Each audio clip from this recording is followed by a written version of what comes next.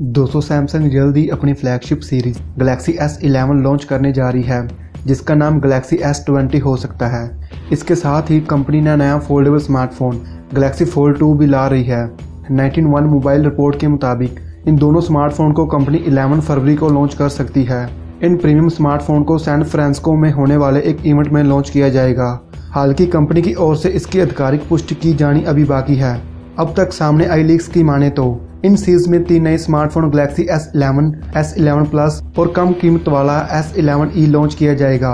इनमें नोट 10 की तरह पंच होल डिस्प्ले दिया जाएगा, जो अल्ट्रा स्लिम बेजल्स और कर्व्ड किनारों के साथ होगा।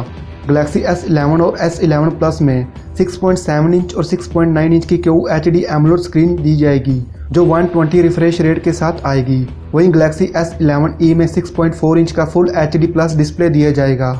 सैमसंग गैलेक्सी S11 और S11 प्लस में 108 मेगापिक्सल का धांसू कैमरा दिया जाने की उम्मीद है। इसके अलावा 5x का पेरिस्कोप लेंस और 48 मेगापिक्सल का अल्ट्रा वाइड एंगल लेंस दिया जा सकता है।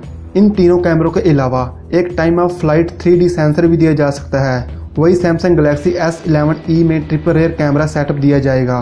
इसके अलावा गैलेक्सी S11 सीरीज में या तो स्नैपड्रैगन 865 चिपसेट या एग्नोस 990 प्रोसेसर दिया जा सकता है।